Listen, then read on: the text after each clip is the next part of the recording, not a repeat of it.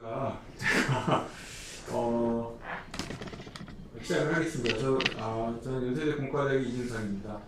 예, 반갑습니다. 예, 여기 어려운 발걸음 해주셨습니다. 반갑습니다. 예.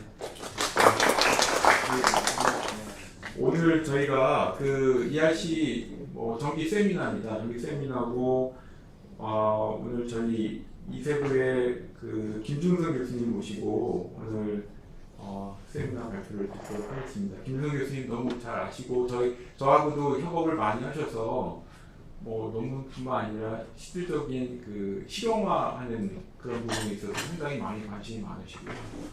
그리고 아무튼 제 생각에는 저희 ERC에서 사실 너무너무 중요한 중추적 역할을 해주시는 분이라서 특히 임상 데이터 관련해서 많은 정보를 갖고 계시기 때문에 오늘도 관련된 발표를 합니다. 그래서 오늘 많이 저희가 좀 토의도 많이 하고 논의도 많이 하는 그런 시간을 가졌으면 좋겠습니다. 네, 김준성 교수님께 박수로 저희 맞아요.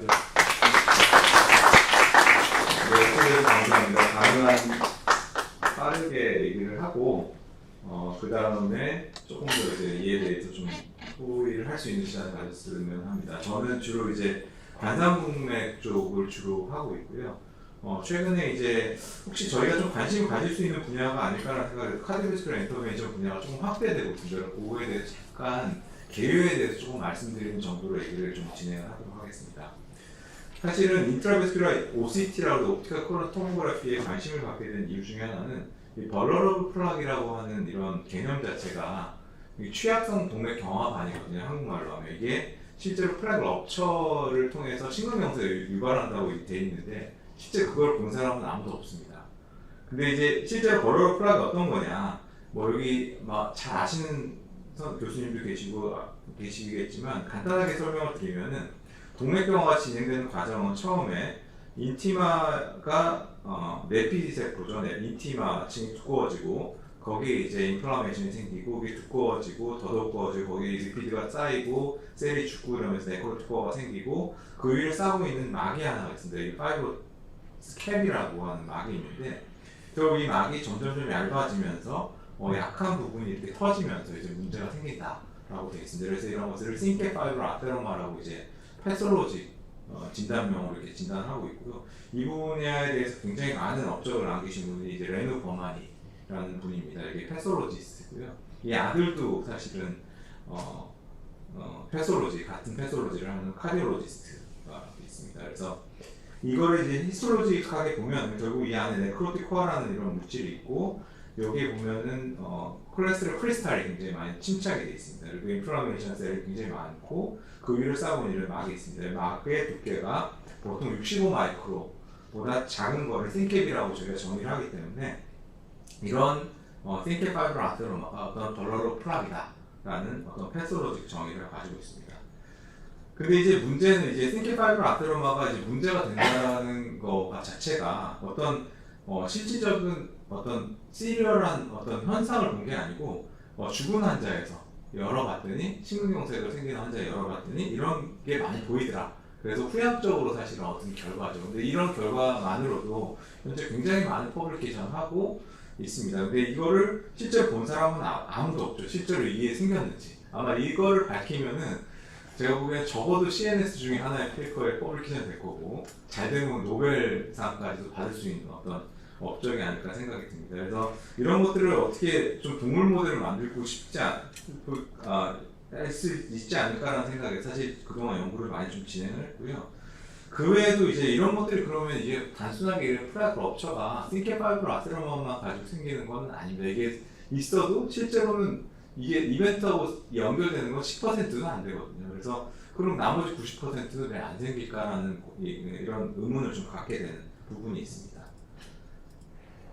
그래서 이런 것들을 어떻게 볼 거냐, 사실 이게 인비보에서 봐야 되는데 인비보 바스큘러 이미징을 할 수 있는 툴이 사실 많지는 않습니다. 저희가 할 수 있는 OCT라는 툴이 있고요. 니어 인프라레드 라이트를 이용한 툴이고요. 두 번째가 인트라베스큘러 이미징 아이부스라는 툴이 있습니다. 근데 이제 재밌는 건 OCT라는 걸 저도 접하게 됐는데 OCT라는 툴은 보통 10에서 20 마이크로의 레졸루션을 갖기 때문에 아까 보였던 65 마이크로의 싱캡을 디텍션을 할 수 있는 거죠. 기존의 아이부스는 사실 100 마이크로 정도의 레졸루션을 가졌기 때문에 저희가 데피니션상에서 캡이 안 보이고 거기에 리피드가 있으면은 띵켓 파이브로 아세로마라는 데피니션을 가지고 사실 했기 때문에 이게 정확한 데피니션은 아니죠. 그래서 이런 OCT라는 거에 관심을 가지게 되었고요. 뭐 여기 계신 교수님 중에서도 이런 접하고 없겠지만 이렇게 그 이미징을 만들어서 이런 식으로 이제 파이브러스 티슈라든가 칼시파이드 티슈라든가 리피드 리치 티슈를 이렇게 디텍션을 할 수가 있고, 물론 이게 약간 주관적인 면이 있는데 사실 OCT는 다른 영상 기구보다는 조금 더 객관적으로 저희가 볼 수 있다는 장점이 있습니다. 두 번째는 파이브러스 캡 자체의 시퀀스를 잴 수 있기 때문에 굉장한 장점이 있는 이런 도구가 되겠죠. 그래서 실제 이건 영상인데요. 보면 여기 하얀 게 보이는데 엔지오상에서 이게 그럼 뭐냐? 그래서 이걸 OCT를 보면은 이 안에 이제 이런 스럼부스가 있다라는 걸 저희가 정확하게 볼 수 있다는 이런 장점이 있는 도구가 되겠습니다. 이게 사실은 저희도 안 지는 굉장히 오래됐습니다. 이게 2006년, 2005년도에 그 당시에 제가 이제 전임이 펠로우를 하고 있었는데 그 당시에 이런 저희가 이 일본의 이 대학교하고 같이 이제 병원하고 교류 프로그램이 있었습니다. 그 당시에 테루오시 구메라든가 타케시 아카사카라는 이분이 이제 나중에 현재 은퇴를 하셨는데 굉장히 OCT 분야에서는 거의 전 세계적인 대가고 굉장히 많은 퍼블리케이션 했는데 이 당시만 해도 이런 걸 하긴 하는데 야 이거를 해서 도움이 돼? 막 그런 고민을 했을 때입니다. 그래서 이거 그 후에 이제 얘 참 대단하다 이런 검사. 왜냐면 그 당시는 이 혈류를 이 풀백 스피드가 굉장히 느렸기 때문에 혈관을 아예 디스탈을 막고 피가 안 가는 상태에서 영상을 봤거든요. 한 10초, 20초 동안. 그러면 이스케미가 계속 생기는 상태에서 그걸 생겼기 때문에 굉장히 좀 쉽지 않은 상태였습니다. 그래서 그 후에 이제 우리 병원에 이런 기구가 들어왔습니다. 그래서 이걸 어떻게 사용을 할까 2007년도에 이제 조교수가 되고 나서 고민을 하다가 데이터는 얻었는데 데이터를 쓸 수 있는 방법이 없더라고요. 그래서 이 논문을 보다 보니까 이 다카노라는 의사가 있는데 이분이 어디서 지바 메디컬 센터에 있어서 이렇게 퍼블리케이션 했고 그 당시에 보니까 장익경 선생님이라고 한국 분인데요. 이게 MGH에 계신 분입니다. 이제 하버드 MGH에 계신 분인데 이분이 사실은 처음으로 OCT를 휴먼 어플리케이션을 한 분이거든요.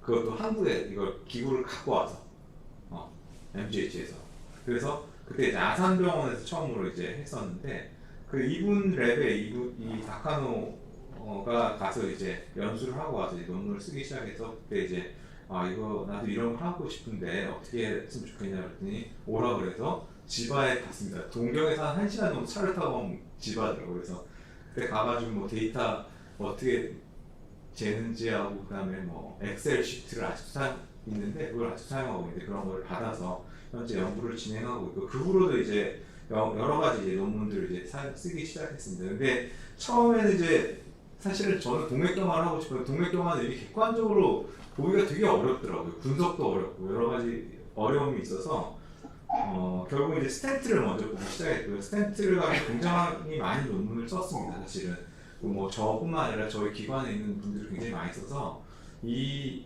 OCT를 가지고 전 세계적으로 퍼블리케이션 된 거에 사이테이션 숫자를 따지면은 1위가 그 당시에 보니까 MGH고요. 하버드. 2위가 에라스무스라고 해서 네덜란드 센터입니다. 패트릭 서레이라고 굉장히 유명하신 분이 있거든요. 거의 스텐트에 있어서 거의 개발부터 시작해서 뭐 BRS 개발 다 하시는 분인데 거기가 2등이고 3등이 저희더라고요. 그만큼 이제 논문을 저뿐만 아니라 많은 다른 교수님들이 많이 써서 굉장히 많은 관심을 가졌는데 여기 스텐트였고 그래서 동맥경화를 좀 더 보고 싶은데 동맥경화를 어떻게 볼까 좀 고민을 하다가 사실 제가 연수를 간 것도 이렇게 어떤 이 동물 모델을 만들고 전임상을 하는데 연수를 미국에 갔었습니다. 그래서 그 당시에 갔다 와서 이제 고민했던 게 이런 모델을 만들 수 있지 않을까. 그래서 동맥혈관 벽에다 직접 이렇게 이런 여러 가지 동맥경화가 생길 수 있는 물질들, 콜레스테롤 같은 걸 막 인젝션을 해서 한번 보겠다 그래서 고민을 하던 중에 그 당시 이제 미국에서 이걸 개발자를 우연히 알게 돼서 불프로그라는 이제 카테타가 이제 직접적으로 이제 혈관에 인젝션을 할 수 있는 카테타입니다. 그래서 여기다 물질을 넣으면은 워낙에 이거는 처음 만들어진 거는 인플라메이션을 줄이려고 안티 인플라메이터를 들어가 여기다 딜리버리를 시키면은 동맥경화가 줄어들 거다라고 생각해서 착안해서 만든 어떤 기구였는데 하여튼 이 기구를 우리나라에 들어오지 않은 걸 이제 다이렉트 컨택을 해가지고 이걸 사가지고 이런 식으로 만들어 봤습니다. 이렇게 만들어서 실제로 이렇게 되는 걸 봤는데 문제는 이게 만드는 게 너무 힘들죠. 그래서 뭐 하다가 이제 동물 모델까지는 만들었는데 이제 더 이상 이제 진행을 못했습니다. 그래서 그 상태로 이제 요 과제는 끝났고요.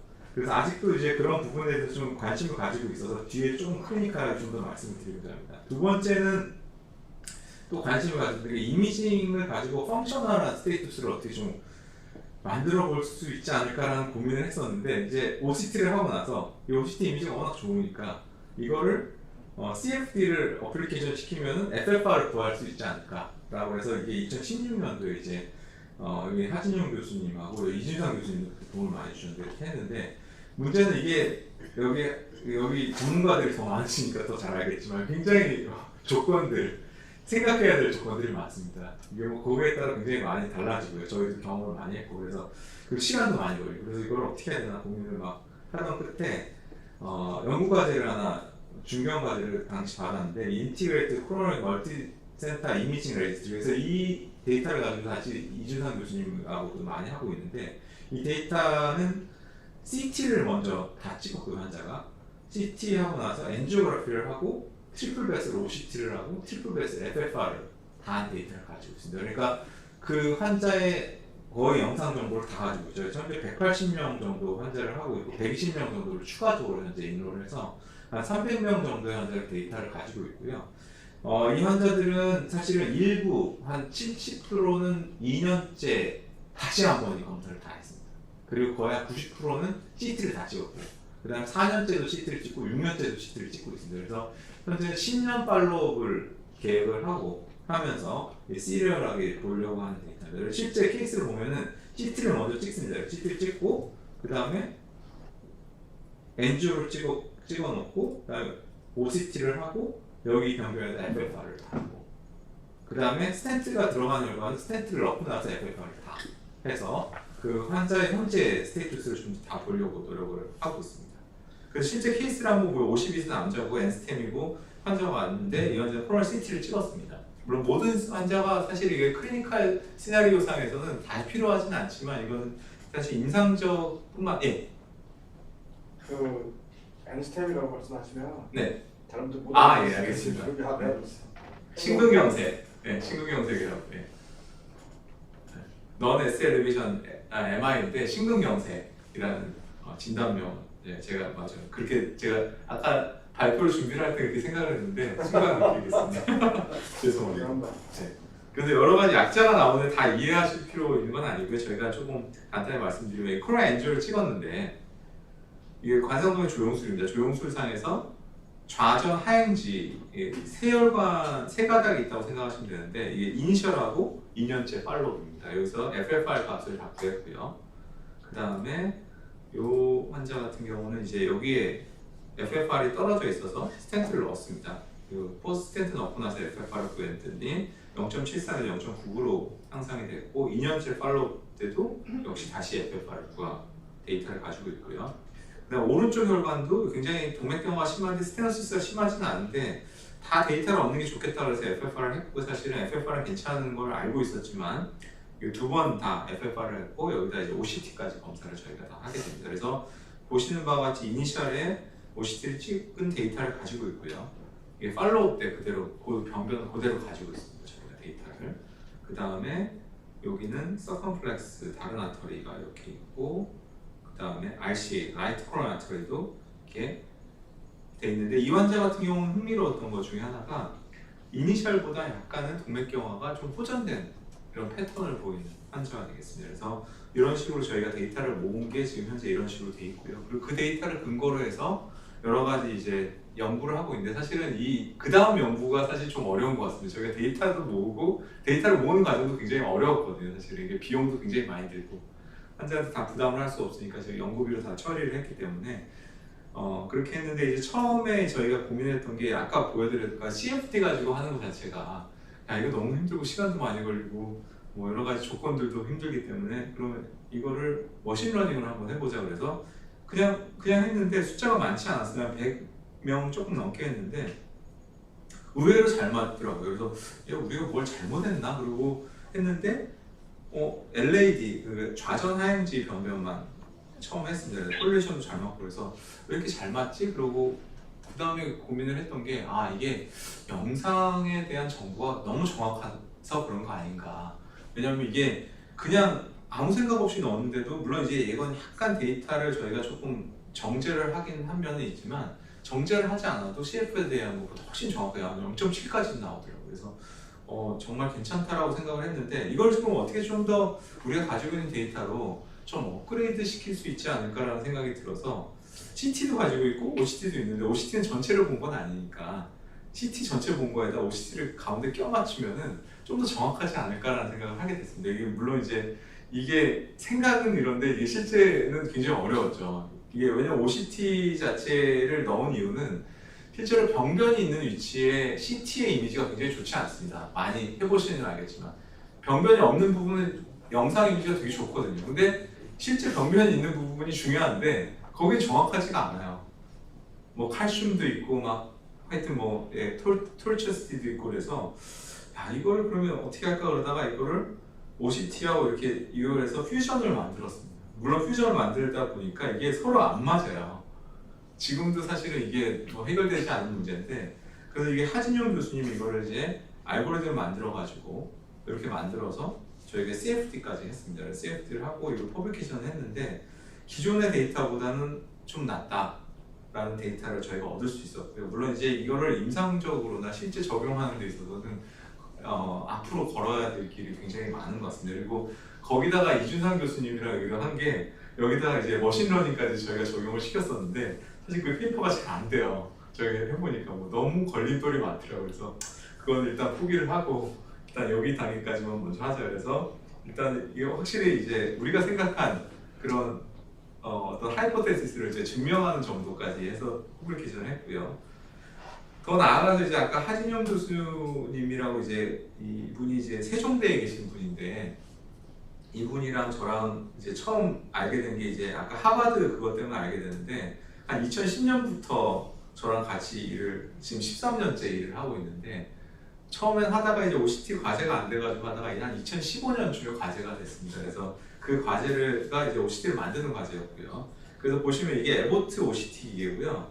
이게 저희가 그 당시에 이제 초창기에 만들었는 OCT 기계입니다. 똑같은 혈관이고요. 똑같은 돼지 혈관입니다. 돼지 혈관에서 저희가 영상을 얻었고 거의 비슷하거나 더 나은 결과를 얻었고요. 현재는 그 당시에 이제 이게 회사 창업 과제였기 때문에 창업을 했는데 창업해도 이제 돈이 없잖아요. 돈이 없어서 아무것도 못 하고 있다가 제 우연한 기회 이것도 참 기회인 것 같아요. 제 우연한 기회 제 고등학교 동기 중에 굉장히 뭐 좀 잘 나가는 이런 벤처 이쪽 투자하는 친구가 있어서 그 친구랑 어떻게 연결이 돼서 한투에서 이제 투자를 받아서 현재 좀 어느 정도 투자금을 가지고 저희가 하고 있습니다. 그래서 이 자체뿐만 아니라 이게 지금 굉장히 스피드를 굉장히 빠르게 한 거거든요. 기존의 어떤 OCT보다. 그래서 영상의 퀄리티 훨씬 좋게 만들었고 거기다 아까 우리가 말한 OCT 드라이브 AI FFR 시뮬레이터를 장착을 하겠다라고 해서 그거를 하면서 저희가 이제 아까는 LAD밖에 안 했기 때문에 이 데이터를 좀 더 모아서 LAD, 그다음 RCA, 서컴플렉스 모든 코로나트리 범용의 어떤 데이터를 만들어서 최근에 이렇게 퍼블리케이션을 한 바가 있습니다. 그래서 이런 거를 가지고 저희가 조금 더 지금 진행을 하고 있고요. 이런 부분에 있어서 이제 이런 머신러닝을 통해서 이제 FFR을 예측하는 것뿐만 아니라 영상을 통해서 그 영상이 나중에 어떻게 될지에 대한 예측까지 간다면 훨씬 더 좋지 않을까라는 생각을 가지고 현재는 진행을 하고 있습니다. 그래서 세 번째 퀘스천이 사실 이런 겁니다. 그러니까 앞으로 이런 영상이 저희 ERC 과제랑 어떤 비슷한 어떤 항목 가는 방향과 같은 거라고 생각을 하는데 기존에 이제 심장내과에서의 연구는 대부분 스텐트에 있었습니다. 드러그팅 스텐트라서 2002년부터 2010년까지 굉장히 많은 스텐트가 개발이 됐고요. 근데 이제 그 후로는 사실 더 좋은 스텐트는 별로 나오지는 않습니다. 이게 거의 끝인 것 같고요. 더 이상의 연구는 여기 스텐트를 가지고는 하지는 않고 그 후에 나온 게 이런 바이옵서블 BRS라고 해서 녹는 스텐트에 대한 것들이 굉장히 많이 나옵니다. 오늘 사실은 산자부 과제 평가 거기 같이 했던 이제 BRS 과제 평가 때문에 제가 잠깐 갔다 오느라고 좀 늦었는데 그런 이제 BRS인데 이제 아직은 이 자체도 추후에 조금 더 업그레이드될 필요가 있는데 그러면서 이제 최근에 나온 주제 중에 하나가 심장내과, 심장이 혈관 쪽의 주제는 이를 기존에 했던 영상이나 어떤 다른 방법을 통해서 조금 더 환자가 문제가 생기기 전에 얼리 디텍션을 해서 이걸 어떻게 치료를 하면 좋을지에 대한 방법을 제시해 주면 좋겠다라는 생각들을 하게 됩니다. 근데 그럼 미리 그럼 스탠트를 넣으면 좋지 않냐라는 생각도 할 수 있는데 사실 스탠트를 넣는 거는 현재까지는 어떤 펑셔널하게 스테노시스가 있지 않는 상태에서는 어떤 그걸 레코멘데이션 하고 있지는 않습니다. 그래서 그 기존의 최근의 연구들을 보면은 병변이 있는데 어떤 병변은 이렇게 변하고 어떤 병변은 이렇게 가고 어떤 병변은 이런 식으로 간다. 근데 이 병변들이 이런 식으로 간다라는 것까지는 알고 있는데 그럼 어떤 때 이렇게 가느냐라는 건 사실 잘 모르는 것 같습니다. 그래서 굉장히 그런 연구들은 많아요. 이런 어떤 병변이 보이면은 이 병변이 앞으로 어떻게 될 거다라는 이런 현상적인 연구들이 진행이 되다가 저는 이 연구가 되게 재밌는 연구라고 생각해요. 2019년도에 이게 캠브리지하고 그다음 미국에 있는 에모리하고 이렇게 여러 기관들이 같이 연구를 진행했는데 이 유러피안 핫 저널이라는 논문이 굉장히 좋은 논문입니다. 임팩트 팩터가 한 35점 정도 되는데요. 이 전체 환자가 한 40명을 가지고 이니셜에 이 버추얼 히스토로지라고 인트라베스컬 이미지를 한번 보고요. 6개월에 한번 본 이미지가 되겠습니다. 그래서 두 이미지가 있으니까 어떤 걸 봤냐면 이게 두 개가 변하는데 어떤 팩터가 이렇게 변화를 시켜주느냐를 여러 가지 이제 취업 스트레스를 분석을 해가지고 이렇게 한 거죠. 그래서 PSS는 뭐예요? 네? PSS는 뭐예요? 이게 플락 스트럭처럴 스트레스라고 해가지고 이 플락 안에서 나오는 스트레스가 하더라고요. 저도 그 부분에는 아마 여기 계신 선생님들도 더 잘 아실 것 같은데 그래서 이런 PSS가 이제 플락의 어떤 캐릭터리스틱스를 좀 변화시킨다라는 이 저자들은 얘기를 했고요. 결국 플락 프로그레션이나 리그레션은 이런 스트레스, 월시어 스트레스가 좀 더 영향을 주지 않나 뭐 이런 얘기를 하는 것 같아요. 그래서 이런 부분들이 저는 좀 더 관심을 가져서 사실 이것 때문에 굉장히 많은 연구자들하고 그 컨택을 해본 적이 있습니다. 미국이나 뭐 다른 나라. 근데 이걸 가지고 실제로 이제 연구를 실제 진행하는 건 좀 쉽지는 않더라고요. 여러 가지 이제 시간도 많이 걸리고 그래서 이런 부분들이 굉장히 임프레시브했고 그것뿐만 아니라 임상적으로는 최근에는 이런 데이터들이 굉장히 많습니다. 이렇게 영상을 봤을 때 이 안 좋은 싱케 파이로 아테로마를 벌러로 플락이죠. 이런 벌러로 플락이 있는 거랑 없는 거랑 봤더니 벌러로 플락이 있는 환자들에서 이렇게 이벤트가 많이 생기더라. 13.3% 생기고 3.1% 생기더라. 이런 데이터들이 이제 나오기 시작했습니다. 그래서 이런 데이터 말고도 그러면 이렇게 FFR이 괜찮은 0.82면은 워낙에는 뭐 스탠트를 넣지 않는 병변이죠. 그러니까 펑셔널하게 괜찮은 거기에 이스케미아 생기지 않는 이런 병변만 모았는데 그런 환자에서 벌러로 플락과 그렇지 않은 플락을 이제 팔로우를 해서 실제로 이벤트 원쪽이고 많이 생기는 이제 보겠다 이런 연구들도 진행이 되고 있습니다. 또 하나 재밌는 거는 이런 데이터도 제 이미징이라고 해서 이 논문도 굉장히 좋은 논문인데요. 이렇게 플락이 있을 때 거기에 이제 스트레스 맵을 이렇게 해가지고 어느 쪽에서 이제 플락 럽처가 일어나고 그런 럽처의 리스크가 어느 정도 되기 때문에 어떤 식으로 될 거다라는 거에 대한 예측에 대한 어떤 이런 연구들도 굉장히 많이 진행돼요. 스트레스는 어떻게 해요? 네? 이 스트레스는 어떻게 얘기했는데? 이거 그러니까 이 스트레스를 지금 써놨잖아요. 네. 150에 킬로파스칼 이렇게. 네. 이것들은 어떻게 구했는지. 여보세요? 어떻게 보이냐고요? 네. 네, 그 논문에 있습니다. 네. 제가 어떻게 직접 구할 수 있는 거예요. 대부분 이제 이 연구를 할 때 이 저자들은 사실은 MD가 아니고요. 대부분 PhD 교수님들이 많았기 때문에 아마 그런 부분들에 대해서 이렇게 각각의 파트를 여기 계신 교수님들이 아마 더 잘 아실 것 같은데 조금 이따 좀 얘기를 해주시면 좋을 것 같습니다. 그래서 결국 이런 연구가 나왔는데요.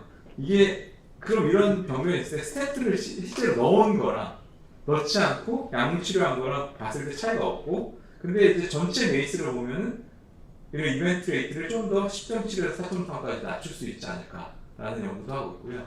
아산병원 박승현 교수님이 전체 대규모 연구도 하고 있습니다. 이런 병변이 보이면은 벌러러플하게 보이면은 스탠트를 넣은 거랑 그다음에 아니면 약물 치료한 거랑 차이가 있느냐. 아마 그런 데이터들이 나오면은 이런 컨셉들이 많이 바뀌겠죠. 그러면 이런 것들을 어떻게 우리가 예측을 할 거냐 사실 고민이 많습니다. 아까 말한 그런 어떤 CFD나 뭐 단 월시어 스트레스도 있겠지만 또 하나 이제 고민하는 게 AI를 이용하면 이런 것들을 혹시 얻을 수 있지 않을까라는 생각. 왜냐면 이 데이터가 굉장히 많거든요. 인풋 이미지하고 2년째 이미지를 저희가 가지고 있는데 그걸 완전히 풀 매칭을 시키면은 한 사람당 보통 한 300장 정도 이미지가 나오고요. 300~400장 나오는데 그러면은 한 사람당 보통 1000장 이상이 나오고 그 1000장 플러스 곱하기 한 뭐 200명 하면은 뭐 훨씬 더 많은 이미지가 나오기 때문에 그거를 완전히 매칭을 시켜서 저희가 좀 하고 있는데 이게 보면 처음에 이렇게 나오다가 뒤에 이 뒤에가 이렇게 중간에 나중에 조금 더 이 머신러닝 저희가 트레이닝을 시키면은 이런 식으로 점점 비슷하게 나옵니다. 근데 이게 해보니까 처음에는 야 이렇게도 나오네. 그러고 이게 이니셜 이미지고 이게 팔로우 이미지인데 똑같은 컷에 물론 이제 이게 돌아가기 때문에 조금 달라지긴 하는데 거의 팔로우 이미지가 비슷하게 나오더라고. 진짜로 이렇게 나올 수 있나? 그러고 봤는데 결국 다른 거를 좀 저희가 이제 테스팅을 하다 보니까 이게 잘 안 되더라고요. 그래서 이게 오버피팅이 많이 됐구나. 그러고 지금 현재 좀 이거를 커렉션하는 작업을 같이 하고 있습니다. 여기 이이오라는 이 공중보건인데 이 친구가 워낙에는 카이스트에서 이제 하다가 다시 의과대로 오러온 친구고요. 현재 여기는 그 이휘영 박사라고 이휘영 교수라고 우리 저기 그쪽 이미징 이쪽 AI를 많이 하시는 김희영 교수라고 그분한테 이제 현재 이제 박사학위를 하고 있으면서 박사 과정 중에 하나로 현재 이제 같이 좀 진행을 하고 있습니다. 그래서 보시면은 결국 이걸 좀 더 하나로 만들어 놓으면은 요런 거죠. 사실은 이게 처음에는 이랬는데 이미지를 얻었는데 이게 나중에 2년째 어떻게 될까 사실 궁금한데 그거를 이렇게 다시 찍지 않고 예측이 가능하다 그러면은 뭐 2년째, 뭐 4년째, 6년째 어떻게든지 예측이 가능하다 그러면은 뭐 그 전에 영상을 우리가 검사를 할 수도 있고요. 아니면 미리 스탠트를 넣어서 그런 것도 예방할 수 있지 않을까라는 생각을 저는 개인적으로 해봅니다. 그래서 그런 고민을 하면서 이렇게 앞으로 아마 이런 일들을 좀 해봤으면 좋겠다라는 생각이 드는 게 플라그이 어떻게 변하는지를 프레딕션할 수 있는 방법과 이벤트를 어떻게 프리딕션할 수 있는 방법을 이런 여기서 가지고 있는 어떤 CFD 시뮬레이션이라든가 혹은 AI 어떤 테크놀로지를 통해서 이런 것들을 현재는 가능하지 않을까. 옛날에는 사실 이게 거의 불가능했거든요. 이걸 하나하나 보면서 하기가. 그다음 두 번째는 지금도 고민하고 있는 게 이런 인베이시브 엔지오그래피랑 OCT가 사실 CT보다 훨씬 좋거든요. 근데 이 CT가 가지고 있는 장점은 넌 인베이시브하다는 거예요. 그러니까 밖에서 우리가 볼 수 있는데 이 이미지를 조금 더 이게 똑같이 매칭된 이미지를 가지고 업그레이드를 시킬 수 있으면은 그리고 그거를 나중에 그냥 찍었을 때 그거를 이런 모양이 이런 거다라고 예측이 가능하다 그러면은 훨씬 더 어떤 CT에 대한 우리가 가지고 있는 인포메이션을 더 많이 가지고 있지 않을까라는 생각을 좀 하고 있습니다. 근데 이것도 사실 구체화하기가 되게 어렵더라고요. 제가 여러 선생님들하고 물어봤는데 그래서 마지막으로는 저희가 가지고 있는 가장 큰 장점 중에 하나는 현재 시리얼하게 팔로업 데이터를 가지고 있습니다. 그래서 10년 정도 팔로업을 할 거고요. 앞으로도 현재도 데이터를 시리얼 팔로업 데이터를 가지고 있기 때문에 매칭을 시켜서 저희가 프리딕션 하는 데 있어서는 굉장히 좀 강점을 가지고 있는 데이터를 가지고 있지 않을까 생각을 합니다. 그 다음에 잠깐 제가 말씀드린 스트럭처럴 인터벤션인데 아마 이 분야가 왜 관심을 가지냐면 이렇습니다. 현재 PCI가 2010년에는 거의 대부분의 어떤 카디오컬러지 마켓을 취업을 했다 그러면은 현재 2020년 벌써 3년이 지났죠. 거의 50% 됐고요. 현재는 요 뒤에 나오는 스트럭처럴 인터벤션 그 신수명 교수님 좀 어펜디지 클로저도 하나고요. 그다음에 탐이라고 하는 대동脈판막 치환하는 시술. 그 다음에 마셜 밸브 티어라고 하는 그 승모판 판막을 수술하는 시술하는 이런 분야. 그 다음에 뭐 여러 가지 신부전 치료의 분야가 굉장히 뜨고 있습니다. 그래서 이런 식으로 기하급수적으로 시술권 수가 늘어나고요. 잠깐만 설명을 드리면 탑이는 이렇게 밸브를 가지고 여기를 넣는 겁니다. 그냥. 워낙에 가슴을 열고 판막을 뜯어내고 여기가 판막을 가는 거라 그러면 여기다 그냥 카테터를 넣어서 시술을 하는 거죠. 보통 이게 시술 시간이 1시간도 채 안 걸립니다. 요새는 마취도 거의 뭐 그냥 부분 마취하고 시술을 하기 때문에 이런 식으로 해서 끝나는 시술이고요. 그래서 이게 기하급수적으로 늘고 있고, 물론 우리나라랑 미국하고의 그 어떤 상황은 다르겠지만 미국은 2025년도가 되면 아마 대동맥 판막 시술이 한 76% 될 거다라고 예측을 하는 것 같습니다. 그 다음에 어펜디지 클로저는 아마 신순영 교수님이 전에 한번 설명을 드려서 아마 잘 아실 것 같아서 간단하게 말씀드리면은 여기를 이제 어펜디지 좌심방이라는 구조를 막는 거죠. 막아서 혈전이 생기는 것을 막아서 저희가 항혈전제의 사용을 줄이고, 그다음에 이걸로 인해서 내경색이 생기는 걸 억제하는 치료가 있습니다. 그다음에 또 하나 이제 마이트럴 클립이라고 해서 이런 기구가 이제 비슷한 기구가 몇 개가 있습니다. 그래서 이런 식으로 해서 판막이 들어가서 이 판막이 새는 데를 이 클립으로 잡는 겁니다. 쉽게 말하면. 그래서 아마 이런 부분도 이렇게 하고 나서의 어떤 성적이라든가 어떤 환자한테 도움이 될지 이런 부분들도 아마 이런 헤모다이내믹한 평가를 할 수 있다 그러면 아마 도움이 많이 될 것 같습니다. 그래서 이런 식으로 해서 이렇게 판막이 새는 걸 이렇게 막아주는 치료를 하는 게 되겠습니다. 그래서 실제 환자를 보면은 80세 여자 환자인데 여자 보면 뭐가 많이 들어가 있죠. 여기 스텐 그라프트라고 해서 에오틱 애뉴리즘이 된 거에 대한 스텐 그라프트 들어있고 스텐트도 여기 들어가 있고, 그래서 뭐 굉장히 안 좋고, 그 다음에 심장 뛰는 것도 전체 55% 이상이 정상이 25%니까 반도 안 되는 거죠. 그리고 여기 보면 뒤로 이게 새는 겁니다. 이거를 이 사람이 처음에는 응급실로 와서 중환자실에 입원하고 있던 환자인데 시술을 이렇게 하고 나서 거의 없어졌죠.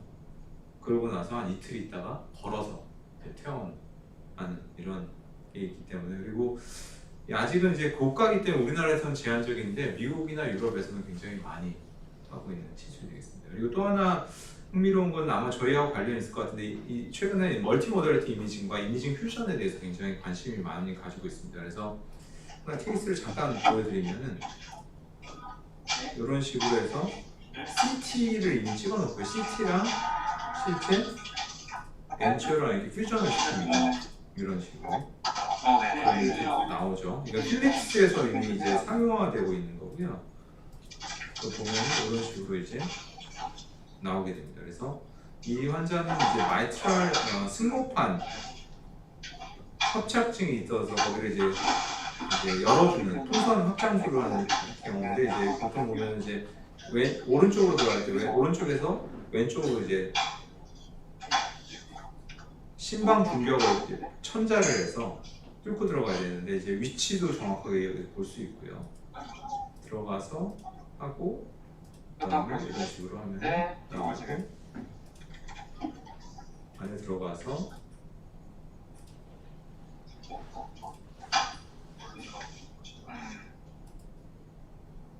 보면 위치도 정확하게 알 수 있어서 여기 위치를 딱 맞춰서 빼면서 풍선을 해서 이렇게 시술을 하게 됩니다. 그래서 이런 식으로 이제 우리가 이미징 퓨전 테크놀로지도 굉장히 많이 발전했기 때문에 이런 부분도 아마 좀 많이 도움이 될 것 같고요.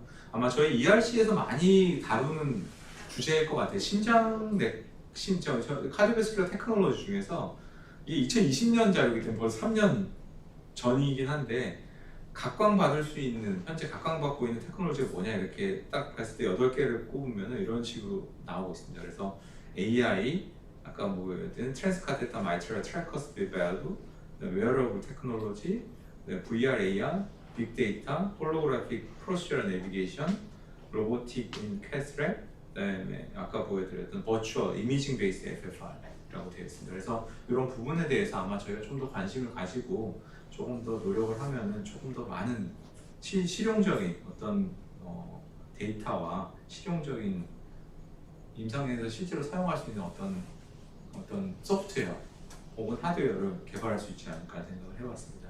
네, 이상이 정리해주셔서 감사합니다.